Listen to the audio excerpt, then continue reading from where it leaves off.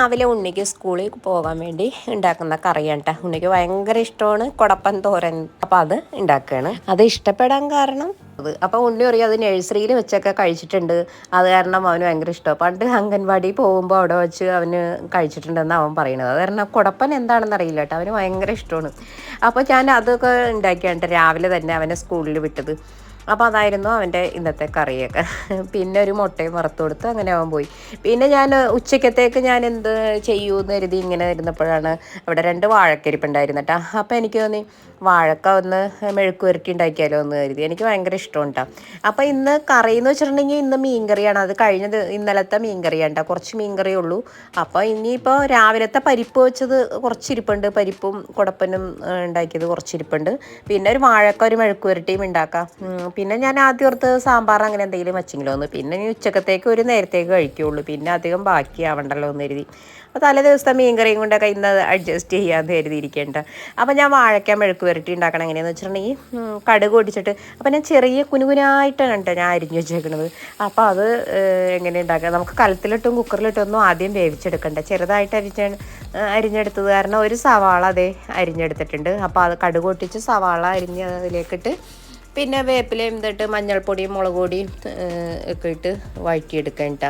പിന്നെ നമ്മൾ കലത്തിൽ വേവിക്കുകയാണെങ്കിൽ ഞാൻ ചെയ്യണത് എങ്ങനെയാണെന്ന് വെച്ചാൽ, നമ്മൾ കലത്തിൽ കുറച്ചുകൂടി വലിയ കഷ്ണമാക്കി ചതുര കഷ്ണങ്ങളൊക്കെ ആയിട്ട് വാഴയ്ക്ക മുറിച്ചിട്ട് വെക്കണം. അപ്പോൾ ഉള്ളി മുളകും ചതച്ചിട്ട് ഒരു മെഴുക്ക് പുരട്ടി ഉണ്ടാക്കും കേട്ടോ. അത് വേറൊരു രീതി.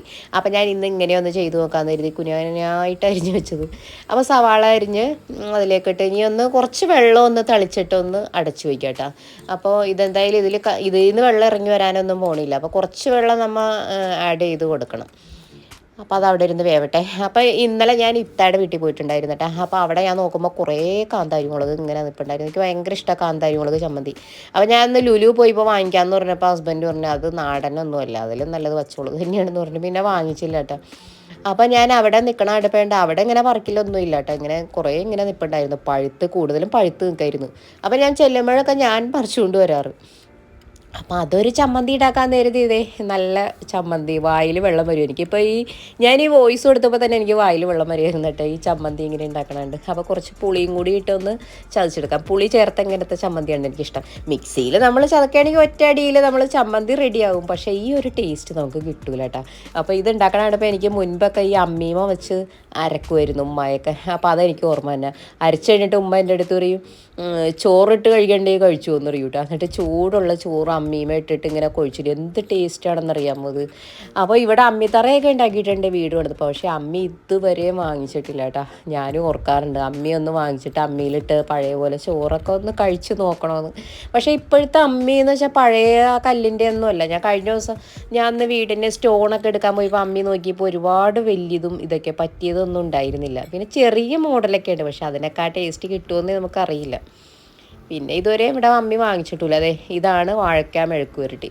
അത് ഞാൻ കുറച്ച് വെള്ളം ഒഴിച്ചു കൊടുത്തോളായിരുന്നു, അടിയിൽ അങ്ങ് കത്ത് പിടിച്ചിട്ടില്ല. എന്നാലും ഇത് ഞാൻ ആദ്യമായിട്ടാണ് ഇങ്ങനെ ഉണ്ടാക്കി നോക്കിയത്. വെറുതെ ഒന്ന് രസം ഒന്ന് പരീക്ഷിച്ച് നോക്കാതെ കരുതി. അല്ലെങ്കിൽ ഞാൻ കുക്കറിലെ കലത്തിലൊക്കെ ഒരു വിസിൽ കേട്ട് ഒന്ന് കുക്ക് ചെയ്തിട്ടാണ് ചെയ്യാറ്. അപ്പോൾ അതേ നല്ല ചമ്മന്തി, നല്ല വെളിച്ചെണ്ണ ഒഴിച്ചു കൊടുത്ത് ഇത് കുറച്ച് കപ്പയൊക്കെ ഉണ്ടെങ്കിൽ ഇത് കൂട്ടി കഴിക്കാൻ വേണ്ടി നല്ലതാണ് കേട്ടോ. ഇവിടെ അമ്മൂനൊക്കെ ഭയങ്കര ഇഷ്ടമാണ്. കപ്പയും പുഴുങ്ങുമ്പോൾ പറയും ഇങ്ങനത്തെ ചമ്മന്തി ഉണ്ടാക്കുമെന്ന്. അപ്പോൾ അതൊക്കെയാണ് ഇന്നത്തെ കറികൾ. അയിലക്കറി കുറച്ചുള്ളൂ, അതാ കലത്തിൻ്റെ അരികത്ത്. അത് ഞാൻ വീഡിയോ ചെയ്യാൻ മറന്നുപോയി, അതിപ്പോൾ ഉണ്ടാക്കാത്തത് കാരണം. അപ്പം ഞാൻ ഈ വാഴയ്ക്ക മെഴുക്ക് പുരട്ടി ഞാൻ കുറച്ചൊരു ബൗളിലെടുത്ത് വയ്ക്കേണ്ട, കുറച്ച് കുക്കറിൽ ഫ്രിഡ്ജിലേക്ക് വയ്ക്കണം അത്. അപ്പോൾ ഇന്ന് നമ്മൾ ഇതെടുത്ത് തയ്യാറാക്കുമ്പോൾ തന്നെ ചൂടാറിയതിന് ശേഷം വയ്ക്കുകയാണെങ്കിൽ അപ്പോൾ നാളെ സ്കൂളിൽ പോകാൻ രാവിലെ എടുത്തൊന്ന് ചൂടാക്കിയാൽ മതി. അപ്പോൾ അതിന് വേണ്ടി പിന്നെ ഞാനൊരു എളുപ്പ രീതിയിലൊരു വട്ടയപ്പം ഉണ്ടാക്കിയിട്ടുണ്ട് കേട്ടോ. ഇത് ഞാൻ ഇടയ്ക്ക് ഉണ്ടാക്കാറുള്ള സംഭവമാണത്. ഇത് ഭയങ്കര എളുപ്പമാണ്. നമ്മളിപ്പോൾ പൊടിയിൽ ശർക്കര ഉരുക്കിയ പാടി അതിലേക്ക് പൊടിയിലിട്ട് ഇളക്കുക, കുറച്ച് തേങ്ങ ഇടുക, എന്നിട്ട് ആവിയേറ്റിയെടുക്കുക. നമുക്ക് പെട്ടെന്ന് തയ്യാറാക്കാം. അപ്പോൾ ആ ശർക്കര ഉരുക്കി ആ ചൂടോടുകൂടി തന്നെ ഒഴിക്കണം കേട്ടോ പൊടിയിലേക്ക്, പിന്നെ തേങ്ങയും വിട്ട്. അപ്പോൾ അതേ നല്ല ചായയും കടിയൊക്കെ റെഡി ആയിട്ടുണ്ട്. ഇനിയിപ്പോൾ ഇന്ന് മദ്രസയിൽ പോണ ദിവസമാണ് കേട്ടോ. ഉണ്ണീനെ മദ്രസയിൽ കൊണ്ടുവന്നാക്കിയിട്ട്. അപ്പോൾ ഞാൻ കുറേ ദിവസമായിരുന്നു ഇങ്ങനെ വില്ലയുടെ അടുത്തേക്കൊക്കെ ഇങ്ങനെ വന്നിട്ട്. അപ്പോൾ ഞാനവിടെ വരെയായിരുന്നു. ഇന്ന് കുറച്ച് കസ്റ്റമറൊക്കെ ഉണ്ടായിരുന്നു. അപ്പോൾ അവരെ ഒന്ന് കാണാൻ വേണ്ടിയിട്ടൊക്കെ ആയിട്ട് വന്നതാണ്. അപ്പോൾ ഇവിടെ ദേ വേറൊരു വില്ലയുടെയും വർക്ക് കഴിഞ്ഞ് കിടപ്പുണ്ട് കേട്ടോ. അപ്പോൾ അതിൻ്റെ അകത്തെ സൗകര്യങ്ങളും വിശേഷങ്ങളും ഒക്കെ ഞാൻ എല്ലാവരുമായിട്ട് ഷെയർ ചെയ്യാണ്. അപ്പോൾ ഇത് കിച്ചൺ ഒക്കെ കാണാൻ നല്ല രസമുണ്ട് കേട്ടോ. ഇത് ഒരു ബെഡ്റൂമുള്ളൂ. ഇതിൻ്റെ താഴെ മേളിൽ 2 ബെഡ്റൂം, അങ്ങനെ 3 ബെഡ്റൂമിൻ്റെ വില്ലയാണ് കേട്ടത്. അപ്പോൾ അതിൻ്റെ അകത്തെ സൗകര്യങ്ങളൊക്കെ നോക്കാം. പുറമെ നിന്ന് നോക്കുമ്പോൾ കാണാം നല്ല വലിപ്പമുണ്ട്. നല്ല 4 ബെഡ്റൂമിൻ്റെ ഒക്കെയാണെന്ന് തോന്നുള്ളൂ. പക്ഷേ താഴെ ഒരു ബെഡ്റൂമുള്ളൂ. എന്നാലും ഉള്ളത് നല്ല വലിപ്പമുള്ളത്, അത്യാവശ്യം നല്ല വർക്കും കാര്യങ്ങളൊക്കെയാണ് കേട്ടോ. അപ്പം നമ്മളിതേ നേരെ അകത്തേക്ക് പോകണം. അതിന് മുൻപേ അതേ മുറ്റം കണ്ടില്ലേ, ഇവിടെ ചെറിയൊരു ചെടികളൊക്കെ വയ്ക്കാനായിട്ട് ഒരു ചെറിയൊരു കളം ഉണ്ടാക്കിയിട്ടുണ്ട്. ഇവിടെയൊക്കെ കട്ടയൊക്കെ വിരിച്ച് നല്ല രീതിയിൽ സൈഡിൽ ഇൻ്റർലോക്ക്, ഫ്രണ്ടിൽ കടപ്പ വിരിച്ചിട്ടുണ്ട്. പിന്നെ അതിൻ്റെ ബാക്ക് വശത്ത് പിന്നെ ഒരു വർക്ക് ഏരിയ ഉള്ളതും ചെയ്തു വെച്ചിട്ടുണ്ട്. അതേ അരികിലൊക്കെ ഇങ്ങനെ അതേ ചെടികളൊക്കെ മാക്സിമം സ്ഥലം യൂട്ടിലൈസ് ചെയ്തെടുത്തിട്ടുണ്ട് കേട്ടോ. അപ്പോൾ അതേ സൈഡിലൂടെ പോകുമ്പോൾ അതേ അവിടെ അരികത്തൊരു വർക്ക് ഏരിയ കംപ്ലീറ്റ് ആയിട്ടില്ല, അതിനുള്ളൊരു സ്പേസ് ഇവിടെ ഇട്ടിട്ടുണ്ട് കേട്ടോ. ടൈലൊക്കെ ഇട്ട് ഒരു നല്ല നീറ്റാക്കി വെച്ചിട്ടുണ്ട് കേട്ടോ. നീറ്റ് ആൻഡ് ക്ലീൻ ആക്കി വെച്ചിട്ടുണ്ട് ഇവിടെ.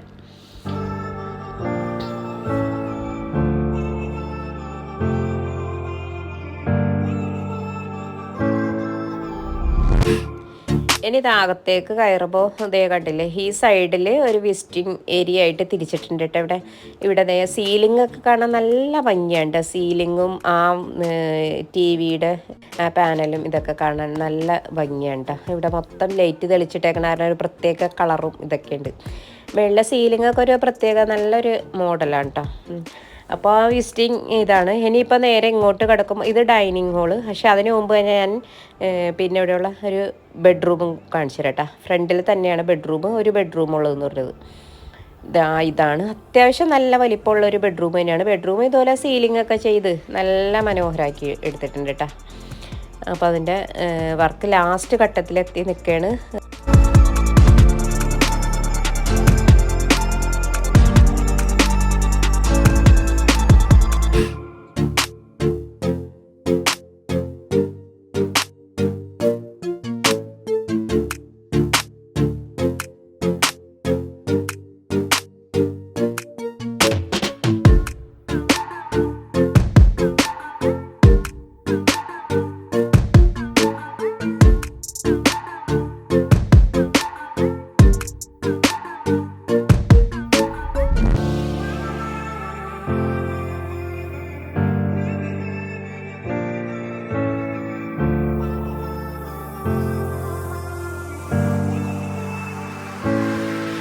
ഇതൊക്കെയാണ് അപ്പോൾ കിച്ചണിൻ്റെ സൗകര്യങ്ങളും. ഇതൊക്കെ കിച്ചണൊക്കെ നല്ല സൂപ്പറായിട്ട് കബോർഡ് വർക്കൊക്കെ ചെയ്ത് വെച്ചിട്ടുണ്ട് കേട്ടോ.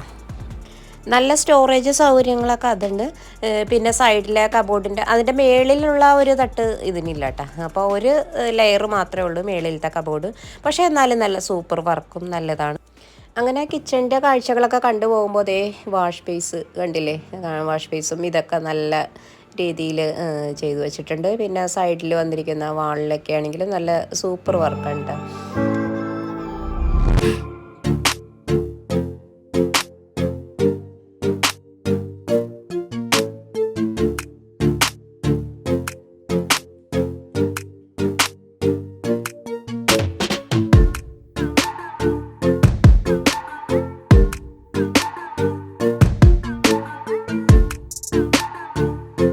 ഇനിതാ കാണുന്നത് മേളിലത്തെ സിറ്റ് ഔട്ടാണ് കേട്ടോ. ഇത് നല്ല നീളത്തിനുള്ള നല്ല രസമുണ്ട്. ഇവിടെ നിന്നിട്ടുള്ള പുറത്തേക്കുള്ള കാഴ്ചകളും നല്ല ഭംഗിയാണ്. ഇത് നല്ല നീളത്തിനുള്ള നല്ല സൗകര്യമുണ്ട്. നമുക്ക് ഈവനിങ്ങിലൊക്കെ നമുക്ക് ചായയൊക്കെ കുടിച്ച് ഇവിടെ ഇരിക്കാൻ പറ്റുന്ന, നല്ല റെസ്റ്റ് എടുക്കാനൊക്കെ പറ്റുന്ന നല്ല ഒരു സ്ഥലമുണ്ട്. പിന്നെ അതേ ഇങ്ങനെയുടെ ഒരു പാസേജ് പോലെ ഇങ്ങനെ കൊടുത്തിട്ടാണ് പിന്നെ ഈ ബെഡ്റൂമിലേക്ക് ഉള്ളത് കേട്ടോ. ബെഡ്റൂം മേളിലത്തെ രണ്ടും നല്ല വലിപ്പമുള്ള, അത്യാവശ്യം വലിപ്പമുള്ള ബെഡ്റൂം തന്നെയാണ്. പിന്നെ അവിടുത്തെ കബോർഡ് വർക്കും ഇതൊക്കെ കംപ്ലീറ്റ് ആക്കിയിട്ടുണ്ട് കേട്ടോ. പിന്നെ നമുക്ക് തുണിയൊക്കെ കഴുകാനുള്ളതും വാർത്തിട്ടുള്ള രീതിയിൽ നല്ല രീതിയിലാണ് ചെയ്തു വെച്ചേക്കണം. വാഷിംഗ് മെഷീൻ വെക്കാനുള്ള ഒരു ഏരിയയും. പിന്നെ ഇത് മേളിലത്തെ രണ്ടാമത്തെ ബെഡ്റൂമാണ് കേട്ടോ. അപ്പോൾ അതിൻ്റെ ഇതൊക്കെ വാർഡ്രോബും ഇതൊക്കെ നല്ല അടിപൊളിയായിട്ട് ചെയ്തു വെച്ചിട്ടുണ്ട്. നല്ല സൗകര്യവും ഇതൊക്കെയുണ്ട് കേട്ടോ. അപ്പോൾ അതൊക്കെയാണ് ഇവിടുത്തെ മേളിലത്തെ കാഴ്ച. പിന്നെ മേളിൽ ഒരു TV യൂണിറ്റും കൂടിയും കൊടുത്തിട്ടുണ്ട് കേട്ടോ. താഴത്തത് കൂടാതെ ഇവിടെ മേളിലും ഒരു TV യൂണിറ്റ് കൊടുത്തിട്ടുണ്ട്. പിന്നെ അതുപോലെ തന്നെ കംപ്ലീറ്റ് സീലിംഗ് വർക്കൊക്കെ നല്ല സൂപ്പർ വർക്കാണ്. പിന്നെ സ്റ്റെയറിൻ്റെ ഇവിടെ ഇറങ്ങണ സൈഡിലുള്ള ഫർഗോളയുടെ അവിടെ വച്ചിരിക്കുന്ന ഇതും ഒക്കെ നല്ല ഒരു പ്രത്യേക ഒരു ലുക്കാണ് കേട്ടോ. സാധാരണ സ്റ്റീലിൻ്റെ ഹാൻഡ് റെയിലും കുറച്ചുകൂടി നല്ല ഒരു ഇതാണ് ഇത്. ഇപ്പോൾ സ്ഥിരം സ്റ്റീലിൻ്റെ ഇങ്ങനെ കണ്ട് ഇപ്പോൾ ഒരു വെറൈറ്റി ആയിട്ടുള്ളൊരു ഹാൻഡ് റെയിൽ കണ്ടപ്പോൾ എനിക്ക് ഇത് നല്ലതായിട്ട് തോന്നി കേട്ടോ. പിന്നെ അതൊക്കെ കഴിഞ്ഞതേ ഇവിടെ പണിക്കാരുണ്ടായിരുന്നു, അവർ പോകുകയാണ്. അപ്പോൾ ഇനിയിപ്പോൾ ഞാനും ഇറങ്ങേണ്ട. അപ്പോൾ ഇത് ആണ് ഇവിടുത്തെ പരിസരവും ഇതൊക്കെ. ഇപ്പോൾ ആ വില്ലയുടെ പരിസരവും ഇതൊക്കെ. ഇവിടെ നോക്കിയാൽ നല്ലൊരു പ്രകൃതി ഭംഗിയാണ് കേട്ടോ. ഇവിടുന്ന് ദേ ഇങ്ങനെ താഴേക്ക് ഇറങ്ങുമ്പോൾ ഞാൻ കാണിച്ചു തരാം. ഇവിടുന്ന് അങ്ങോട്ട് ഇറങ്ങുമ്പോൾ നമ്മളുടെ ആ വില്ലയിൽ നോക്കുമ്പോൾ ഉള്ള ഒരു രീതി തന്നെ ഇവിടെ ഒരു വർക്ക് നടന്നുകൊണ്ടിരിക്കുകയാണ് കേട്ടോ. ഇതൊരു ചെറിയ വീടുണ്ട്, 1000 സ്ക്വയർ ഫീറ്റിൻ്റെ 2 നില വീട്. താഴെ ഒരു ബെഡ്റൂമും മേളിലൊരു ബെഡ്റൂമായിട്ട്. ഇവിടെ നല്ല കാറ്റും ഇതൊക്കെ ഉണ്ട്. ഇവിടെയൊക്കെ ഇങ്ങനെ വന്ന് നിൽക്കാൻ വൈകിട്ടൊക്കെ സമയം പോകുന്നതറിയില്ല. അതിൽ ആ റോഡും ഞാനിപ്പോൾ ഇന്ന് കണ്ടിരുന്നു കേട്ടോ. ഇങ്ങോട്ട് പോകുന്നപ്പോൾ ആ റോഡിൻ്റെ അടുത്ത് ചെറിയൊരു തട്ടുകട വന്നിട്ടുണ്ട് കേട്ടോ. നല്ല രസമായിരിക്കും തട്ടുകടയൊക്കെ വരികയാണെങ്കിൽ. അപ്പം മുളക് ബജിയും ഇതും ഇതൊക്കെ ഉണ്ടായിരുന്നു. ഞാൻ അത് കഴിഞ്ഞ് ഇനിയിപ്പോൾ ഉണ്ണീനെ വിളിക്കാൻ വേണ്ടി പോകണം. ഉണ്ണീനെ ഞാൻ മദ്രസയിലാക്കിയിട്ടാണ് ഞാൻ വില്ലയിലേക്ക് വന്നത്. ഇനിയിപ്പോൾ ഉണ്ണീനെ വിളിക്കാൻ വേണ്ടി മദ്രസയുടെ അവിടെ ഞാൻ പോയി വെയിറ്റ് ചെയ്യണ്ട. അപ്പോൾ 6 മണിക്ക് വിടുമെന്ന് അവൻ പറഞ്ഞ്. അപ്പോൾ 6 മണിക്ക് തുടങ്ങി ഞാൻ അവിടെ എത്തി. ഒരു 6:05 ആയപ്പോൾ മദ്രസയുടെ അവിടെ എത്തിയിട്ട്. അപ്പോൾ ഇപ്പോൾ ബാങ്ക് വിളിക്കുന്ന കുറച്ച് വൈകി ആയിരുന്നു മദ്രസ വിട്ടിട്ടില്ല കേട്ടോ. കുറേ പേരൊക്കെ വന്ന് ഇങ്ങനെ വെയിറ്റ് ചെയ്യണ്ടായിരുന്നു പിള്ളേരെ നോക്കി. അപ്പോൾ ഞാനും വെയിറ്റ് ചെയ്തുകൊണ്ടിരിക്കുകയാണ് അവൻ വരുമോ എന്ന് നോക്കാൻ വേണ്ടി. ഉണ്ണി വരുന്ന നോക്കി ഞാൻ കുറേ സമയം നിന്നു. അപ്പോൾ മദ്രസ വിടാറായിട്ടുണ്ട്. പിള്ളേർ വരുന്ന നോക്കി ഇങ്ങനെ നിൽക്കായിരുന്നു കേട്ടോ. വിട്ടിട്ടുണ്ടെങ്കിൽ ഏറ്റവും ആദ്യം എത്തണം അവനായിരിക്കും കേട്ടോ. അവൻ വന്നതായിരിക്കും എൻ്റെ വണ്ടിമേ കയറണത്. അപ്പോൾ ഞാൻ കുറേ നേരം ഇങ്ങനെ നിന്നിട്ടും പിള്ളേരൊക്കെ മദ്രസ വിട്ട് പോകുന്നുണ്ട്, അവനെ കാണില്ല. പിന്നെ അവർ പോയി കഴിയട്ടെ, ചിലപ്പോൾ എന്തെങ്കിലും എഴുതി അങ്ങനെ എന്തെങ്കിലും ആയിരിക്കും എന്നൊരു എക്സാം ആയിട്ടുണ്ട്. അപ്പോൾ അതിൻ്റെ എന്തെങ്കിലും ആയിരിക്കും എന്നൊരു ഞാൻ അങ്ങനെ നിന്നിട്ടാ. പിള്ളേർ മൊത്തം പോയി കഴിഞ്ഞിട്ട് ഉണ്ണീനെ കാണുന്നില്ല കേട്ടോ.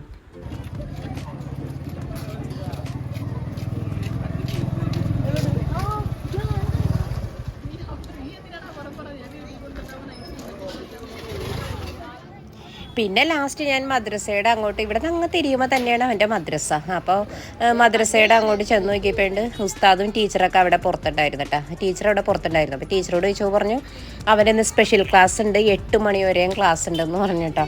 അപ്പോൾ അവനെ കൊണ്ടുപോകുന്നുണ്ടോയെന്ന് ചോദിച്ചു ഉസ്താദ്. അപ്പോൾ പുറത്തേക്ക് ഇറങ്ങി വന്നു. അപ്പോൾ ഞാൻ പറഞ്ഞു കുഴപ്പമില്ല, 8 മണിക്ക് വിളിച്ചാൽ മതി എന്നും പറഞ്ഞു. പിന്നെ ഞാൻ തിരിച്ചു പോന്നു കേട്ടോ. അപ്പോൾ ഞാൻ ഇന്ന് അത്രയും വെയിറ്റ് ചെയ്തത് വെറുതെ ആയി. അപ്പോൾ ഞാൻ അങ്ങനെ പോന്നു. അപ്പോൾ ഞാൻ ഹസ്ബൻഡിനോട് വിളിച്ചു പറഞ്ഞു. അപ്പോൾ ഉണ്ണിക്ക് 8 മണി വരെയും ക്ലാസ് ഉണ്ട്, അവനി വിളിച്ചുകൊണ്ട് പോരാൻ വേണ്ടി പറഞ്ഞിട്ടുണ്ട് കേട്ടോ. അപ്പോൾ അങ്ങനെ ഞാൻ നേരെ പിന്നെ ഞാൻ വീട്ടിലേക്ക് പോന്നു. ഇതറിഞ്ഞെങ്കിൽ ഞാൻ ഇത്രയും സമയം വെയിറ്റ് ചെയ്യില്ലായിരുന്നു. ഞാൻ അവിടെ നിന്ന് നേരത്തെ പോകേണ്ടതായിരുന്നു. പിന്നെ അങ്ങനെ വീട്ടിൽ വന്നു. ഉണ്ണി ഇതുവരെയും വന്നിട്ടില്ല കേട്ടോ. ഉണ്ണി ഇല്ലാത്തത് ഈ വീടിനെ അറിയാൻ പറ്റും. അവനുണ്ടെങ്കിൽ എപ്പോഴും ബഹളവും ഒച്ചയും, ഈ വീടും ഉണർന്നിരിക്കും എപ്പോഴും. അപ്പോൾ ഉണ്ണി ഇല്ലാതെ ആകുമ്പോൾ അതേ കണ്ടില്ലേ എല്ലാം ഉറങ്ങിയത്. എനിക്ക് പിള്ളേർ വീട്ടിലില്ലെങ്കിൽ എനിക്ക് എല്ലാം ചെടികളും എല്ലാം ഉറങ്ങിയതുപോലെ ഇരിക്കും. ഇപ്പോൾ അതേ സന്ധ്യക്കൊന്നും ഉണ്ണിയില്ലാത്ത, അല്ലെങ്കിൽ പള്ളിയിൽ പോയോ പഠിച്ചോ അങ്ങനെയൊക്കെ പറഞ്ഞ് എപ്പോഴും ബഹളവും ഒച്ച ഇതൊക്കെ ആയിരിക്കും. അപ്പോൾ എല്ലാം നിശബ്ദമായിട്ടിരിക്കേണ്ട. അപ്പോൾ എൻ്റെ ഇന്നത്തെ വിശേഷങ്ങളൊക്കെ ഇതൊക്കെയാണ്. ഇന്നത്തെ എൻ്റെ വീഡിയോ ഞാനിവിടെ വൈൻഡപ്പ് ചെയ്യേണ്ട. അപ്പോൾ ഞാനിവിടെ ഇരുന്നിങ്ങനെ ചെയ്തപ്പോൾ അവരോർത്ത് അവർക്ക് എന്തോ ഫുഡും കൊണ്ട് വന്നതാണെന്ന് കരുതി കുഞ്ഞൻ ഓടി വരേണ്ട. അപ്പോൾ നമുക്കിനി അടുത്ത വീഡിയോയിലൂടെ കാണാം കേട്ടോ.